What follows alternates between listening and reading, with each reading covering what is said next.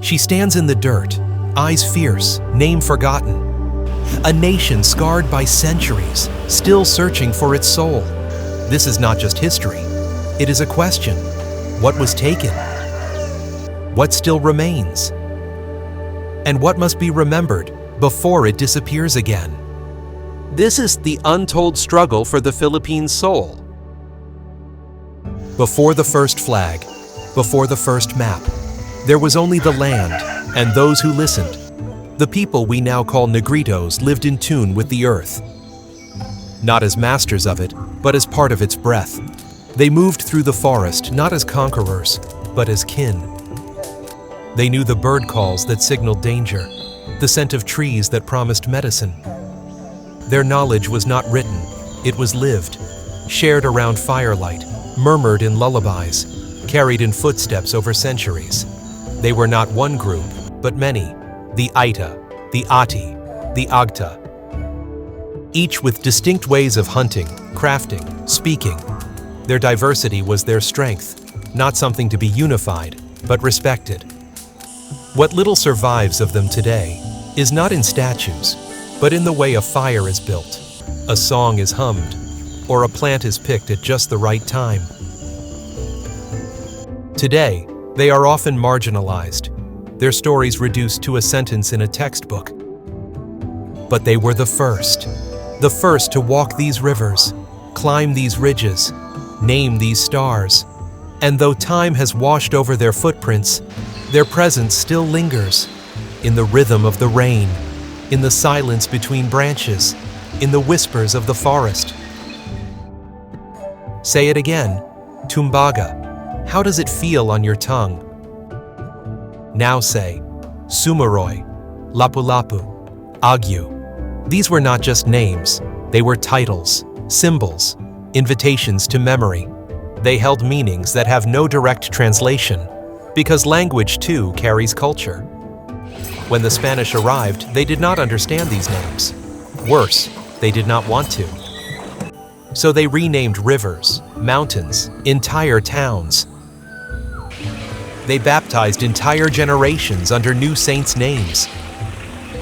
To be known by your old name was to be suspect, a threat. And so, names were changed, then forgotten, until only the faint sound remained, echoing through an accent, a mispronunciation, or a song. But still, some remember. Grandparents who whisper ancestral names during storms. Fishermen who name parts of the sea in words that don't appear on any map. Children who stumble across Baybayin and ask, "Why didn't we learn this in school?" A name isn't just what you're called, it's a link to land, to story, to self. And when that name is taken, a thread is cut. They didn't build empires with walls, they built them with boats. From Taiwan to the Philippines, from Borneo to Madagascar, the Austronesians were among the greatest navigators the world has ever known. They read the sky, they memorized wave patterns, they felt the current with bare skin. They carved boats not with blueprints, but with instinct passed through generations. Outrigger canoes that could ride the sea like birds riding wind. Every island was part of a vast constellation, connected not by roads, but by memory, courage, and saltwater breath. And when they landed, they built communities, traded, intermarried, adapted. Rice fields were carved into mountains, terraces, green stairways to the sky. Languages multiplied, some blended, others stood distinct. They didn't need maps, they had stories. They didn't need written laws. They had rhythm, pattern, reciprocity. To be Austronesian was not to belong to one place, but to move between many. They brought more than survival. They brought civilization. The land did not begin as one nation. It began as many. Each region had its own center. Each mountain, a boundary. Each river, a lifeline. Tagalog, Waray, Ilocano, Manobo, Tausug, Yakan. Different tongues, different traditions, different gods. Some lived by the sea, weaving boats. Others in the highlands, mastering rice. Others still lived between, trading, interpreting, bridging gaps. No king ruled them all. No single law bound them. And yet, they coexisted. They had alliances and rivalries, raids and pacts, peace through marriage, conflict through pride. A nation was not imagined. A village was remembered. A clan was protected. A language was lived. Their borders were not lines on paper. They were mountains too sacred to cross, waters too dangerous to risk, songs too holy to be shared with strangers. And yet, despite division, there was rhythm, a sense of who belonged, of what could be exchanged, of when to fight and when to listen. We dig and we ask, where are the palaces? Where are the statues, the scrolls? And the land replies, there were none. Because memory wasn't carved in stone. It was sung in chants. It was danced in ritual. It was painted in pigment, on skin, on cloth, on bark. Colonization brought stone churches and concrete roads. But before that, there were bamboo temples, altars of woven branches, graves marked with offerings, not names. The conquerors measured civilization by buildings, but our ancestors measured it by balance, harmony with the land, respect for the unseen. And yes, so much is lost, but not all. A lullaby still carries a cosmology. A tattoo still echoes a migration path. A weaving pattern tells the story of a flood that changed everything. We search for monuments, but we forget. Sometimes the most enduring memory is one not made to last forever. It's one whispered, repeated, inherited, not because it was recorded, but because it mattered.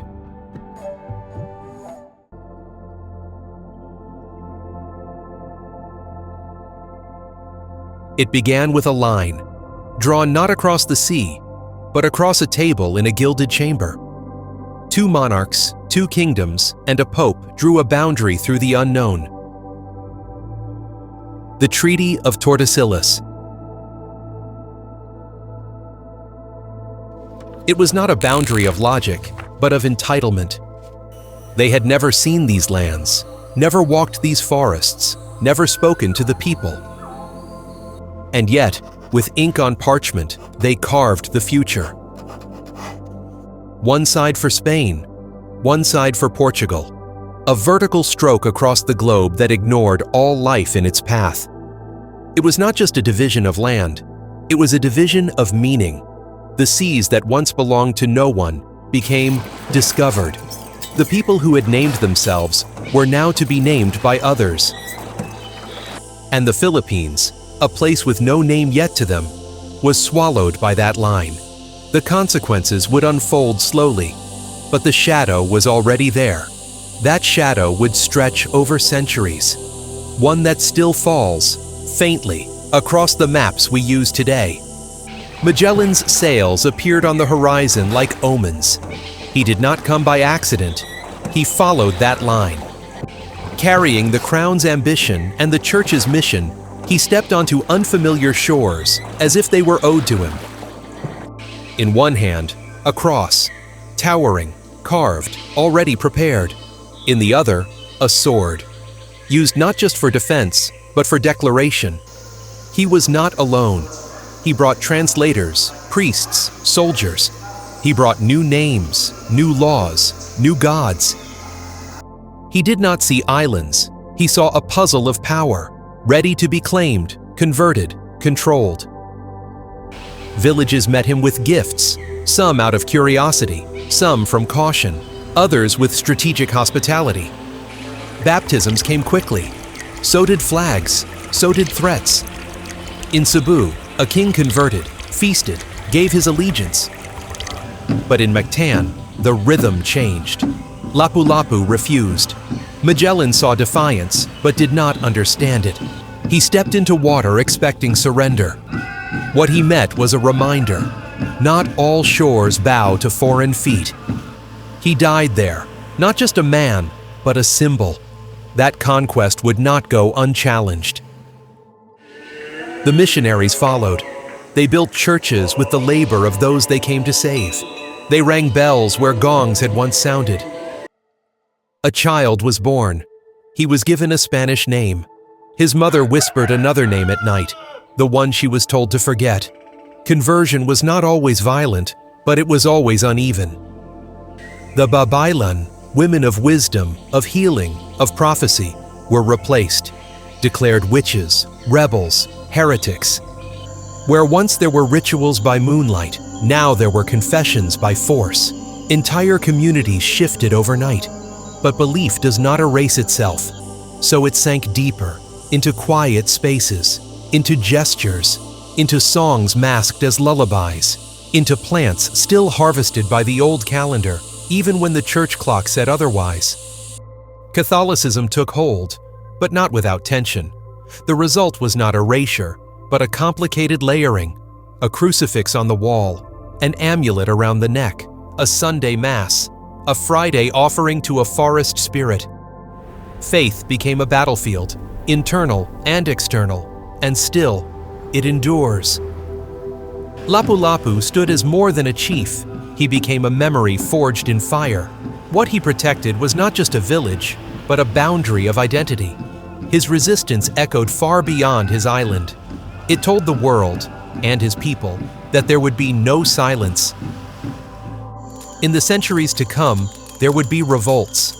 Dagohoy in Bohol, fighting for over 80 years. Tamblot, the Baybayin, who said the old gods were not dead. Sumaroy in the east, rising with cries of justice. Each was crushed. But each left cracks in the colonial armor. Resistance lived in more than swords. It lived in language, in refusal, in flight to the mountains, in the stubborn memory of names. To colonize was to rename. To resist was to remember. They came with maps, maps that erased, maps that renamed, maps that drew boundaries not to explain the world, but to own it. Island after island received a new name: San Juan, Nueva Ecija, Isla del Rey. Some names stuck, others vanished, but all of them came with weight. Children learned them in school. Teachers taught them as facts. The old names faded from books and then from mouths, but not completely. In fishing villages, older men still spoke of reefs by names not found on any map. In mountain paths, women whispered places the missionaries never saw. In homes, stories began with, "We once called that place." And sometimes a child would ask, "Why does that name sound different from what's in the book?"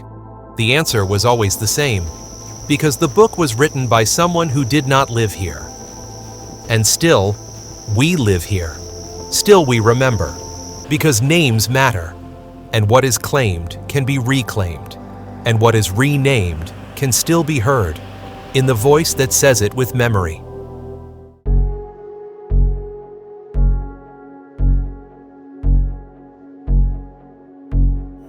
They rose, again and again, in Ilocos, in Bohol, in Pampanga. The chains may have changed, but the struggle did not. Some revolts began with prayers, others with whispers in the market square, but most ended the same way: in exile, in execution, in betrayal. Dagohoy held the mountains for 80 years. 80 years. That's longer than many nations survive. His was not a rebellion. It was an alternate world. Silang fought for both land and faith. He dreamed of a country where priests did not dictate policy, where tribute was not paid in blood. His wife, Gabriela, took up his cause after his death. They called her a bandit, but to her people, she was a general. And Tamblot, the Baybayin, spoke of gods that would return. He did not use muskets or steel. He used stories and belief. But for every act of resistance, there was a door open to the Spaniards, by someone who looked just like them. The Principalia, local elites, kept their titles, their lands, their silence. Even freedom had a price, and often it was paid in the currency of betrayal. Each revolt left a mark, not just on maps, but in memory. Memory passed in whispers, in songs, in stories no friar could erase. What do you do when words fail? José Rizal held a pen. He wrote of dignity, of reform, of reason. He believed the Spaniards could change, if only they understood.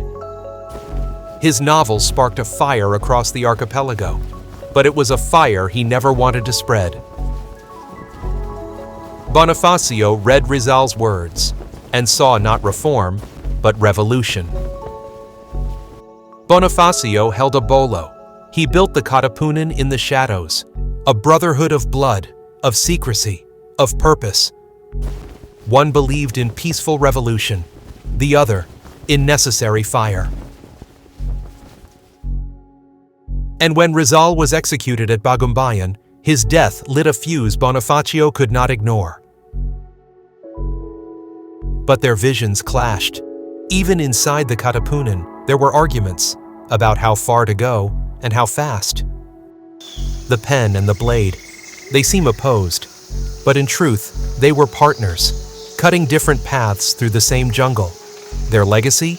It marched side by side, in classrooms, in protests, in every anthem sung off-key at dawn. Victory, it seemed, was near. The revolution had shaken Spain. Filipino forces had surrounded Manila. A republic was declared, with its own flag, its own army. But the Americans had arrived. They said they came as allies. They said they came as liberators. But in December 1898, in a treaty signed in Paris, Spain sold the Philippines for $20 million. No Filipino signed the treaty. No Filipino was invited. They watched from the docks as a new fleet sailed in with the same guns. The flag changed. The language changed. The uniforms changed. But the feeling? That remained the same. Another empire had come, with promises in one hand and rifles in the other. The first Filipino republic was crushed. In its place, a new colonial government, wearing a different accent. Was it freedom? Or just a different master? When foreign power failed, faith remained. But not the old faith, not entirely. In 1914, in the heart of the islands, a new church was born. Iglesia ni Cristo. Neither Roman nor colonial. Rooted in Filipino soil. Spoken in Filipino tongues. Led by Filipino hands. Its members called each other kapatid, siblings. Its preachers wore no gold. Its creed was clear. And it wasn't alone. The Aglapayan Church, born from the Revolution, claimed independence from Rome. Masses in Tagalog, bishops in Barong. In every barrio chapel, a silent revolution took place, not through violence, but through belief. This was not just about God, it was about identity. To believe differently was to belong differently. To build churches of your own was to shape the soul of the nation. As the nation struggled to rise, another question loomed. When your church tells you one thing, but your country demands another, who do you obey? It was not a theoretical dilemma. It played out in elections, in courtrooms, in homes. Faith shaped politics. Politics shaped faith. Some voted with their conscience, others with their congregation. Clergy ran for office. Activists found themselves excommunicated. The line blurred between altar and assembly. And for the ordinary citizen, the dilemma was deeply personal. What comes first, God or country? For many Filipinos, the answer wasn't one or the other. It was both, intertwined, unresolved. To be Filipino in the 20th century was to walk a narrow path between belief and belonging, a path that many still walk today.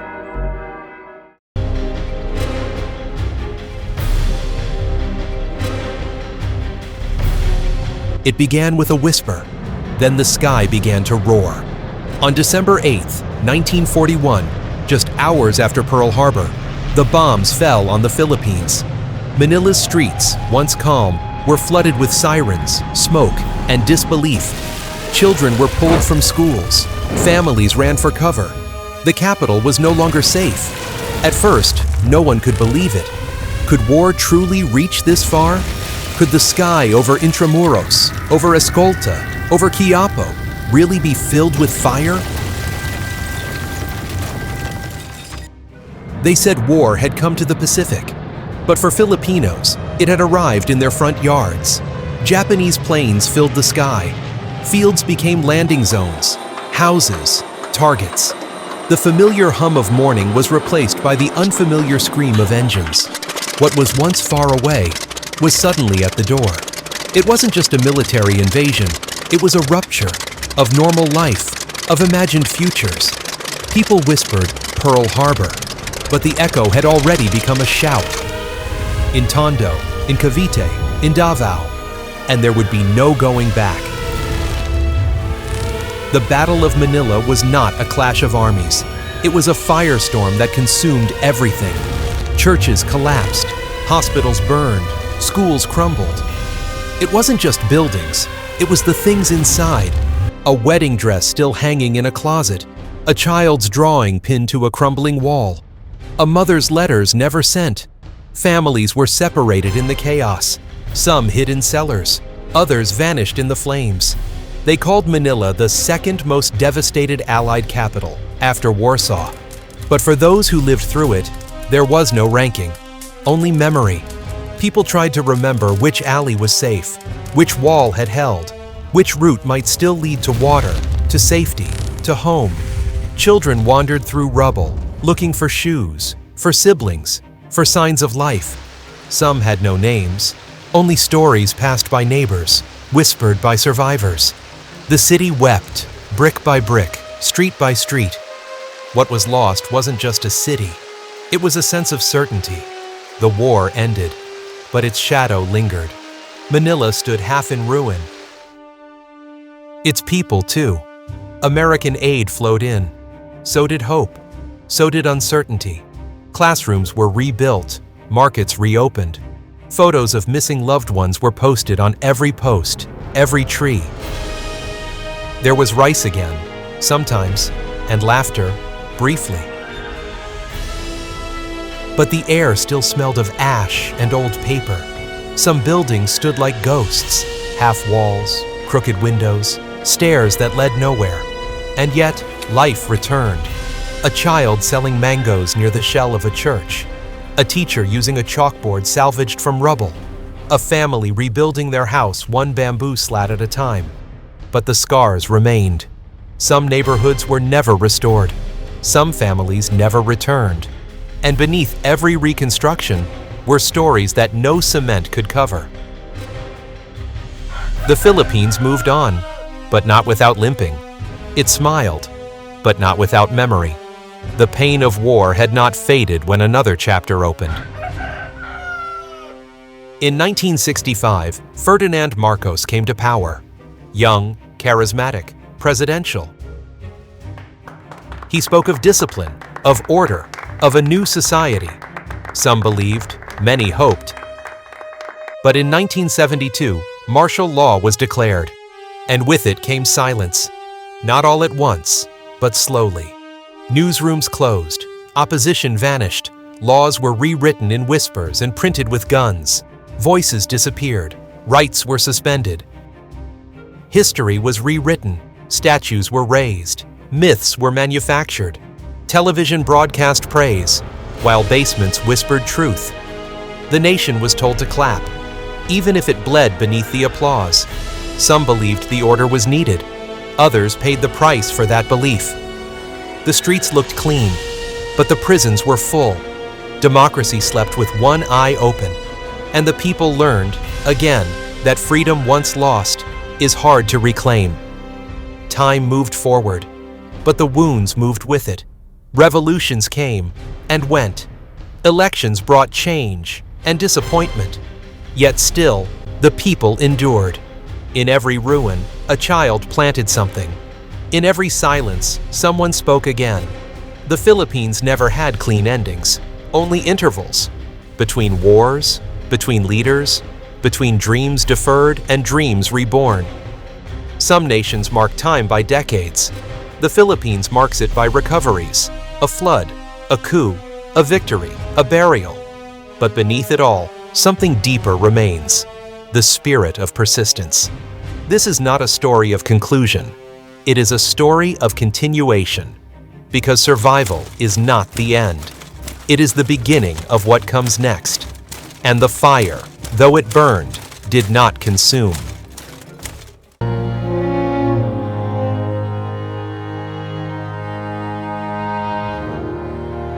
What does it mean to be Filipino?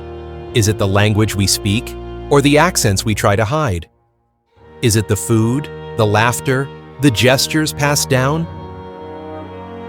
Or the scars of silence we never speak of? To be Filipino is to live at a crossroads between East and West, past and future, memory and myth. We speak many tongues: Tagalog, Cebuano, Ilocano, Hiligaynon, Waray, Kapampangan.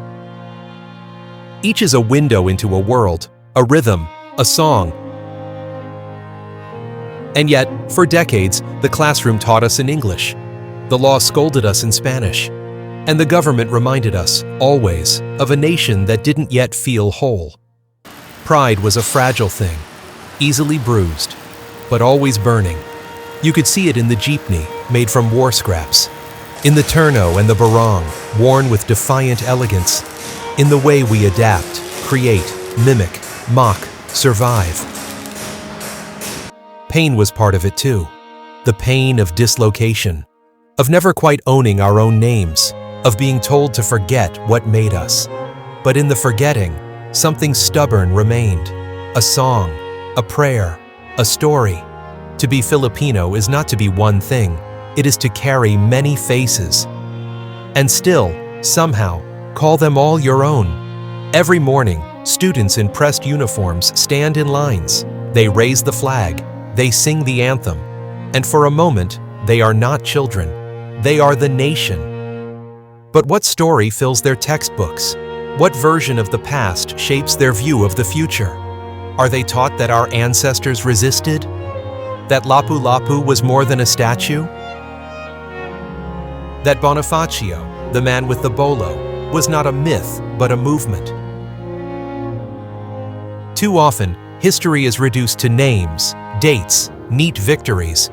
But real history is messy, bloody, unfinished. When students open their books, do they read about the massacres, the betrayals, the artists, the farmers? Do they see the complexity of the principalia, the irony of collaboration, the moral weight of choosing between survival and resistance? History in school is a mirror, but it is also a window. It shows who we are and what we could become. A nation that hides its past cannot build a future. A generation that memorizes facts but never questions them will never learn how to choose. They say Lapu-Lapu was the first Filipino, but he never called himself that. He was a datu, a leader, a warrior. He defended his land not for a flag, but for his people. We make heroes into statues. But what do those statues teach us? Do they say, be brave? Or do they say, be obedient? There is a danger in turning revolutionaries into marble. They become still, silent, easy to praise, harder to follow. But every generation needs its heroes, not perfect ones, but ones who ask the right questions, who remind us, loyalty is earned, not commanded. That power must be checked. That silence is complicity. Lapu-Lapu was not just a man with a spear. He was a refusal, a line that could not be crossed. We need that line today. Not to start war, but to stand for something. In classrooms, in courts, in conversations. Let our heroes breathe. Let them argue with us. Let them demand we live up to the dreams they died for. We walk past ruins every day. Old churches with bullet holes, walls that held prisoners, streets named after forgotten men. But do we listen? Ruins are not just broken things. They are witnesses. They hold memories the living would rather forget. In Vigan, in Intramuros, in the crumbling theaters of Manila, something of our soul remains. The stones do not lie. They remember what textbooks omit. They speak of forced labor, of courage and cruelty, of love letters carved into cell walls. When we let a ruin fall, we silence a voice. We erase a lesson. To preserve culture is not nostalgia. It is resistance. It is saying, we were here. We mattered. We still do. And the youth, they are not just inheritors of this memory. They are the ones who will decide which memories survive. The world moves fast. Apps, algorithms, instant opinions. Who has time for the past? But history is not about the past. It is about who we choose to be now. To study Rizal is not to memorize dates. It is to ask, what would I do if I saw injustice? To remember martial law is not to dwell on pain. It is to say, never again, and mean it. History is not a burden. It is a compass, a warning, a whisper, a mirror. The next generation will write the next chapter, not with textbooks, but with choices, with votes, with voices, with dreams. And so we ask them, what kind of country do you want to live in? What stories will you tell your children? What ruins will you preserve? What statues will you build? The soul of a nation is not in its wealth, not in its armies, but in how it remembers, and how it dares to imagine something better. We have looked back. We have traced the footsteps of ancestors, walked through fire, through silence, through revolution and recovery. Now, we must look forward. The past is not a weight. It is a springboard. It gives us roots and wings. The challenges ahead are many: climate, corruption, global shifts. But so too is our strength, resilience, creativity, unity in difference. The mirror of history shows us what must never return, but also what must never be forgotten, and what, if we are bold enough, we can become. To the historians who guard the truth, to the teachers who pass the torch, to the elders who remember stories when no one else does, to the librarians, the archivists, the documentarians, thank you. Because of you, the ruins still speak. Because of you, the myths are challenged. Because of you, the next generation has a foundation to question and build upon. History is not written once. It is rewritten, retold, relived, and your voices have shaped that telling. To our viewers, yes, you, don't let this story stop here. Share it, challenge it, talk about it, tell us what we missed, tell us what we should include next time. Subscribe, comment, add your voice to the archive. Join our community, not just to watch, but to shape. And if you are a teacher, a student, a storyteller, use this, expand on this, make it your own. Because the past belongs to everyone, and the future is still being written. Thank you. From Timeless Tales, from Filius Kronos, and from everyone who still believes history matters. Mabuhay kayo!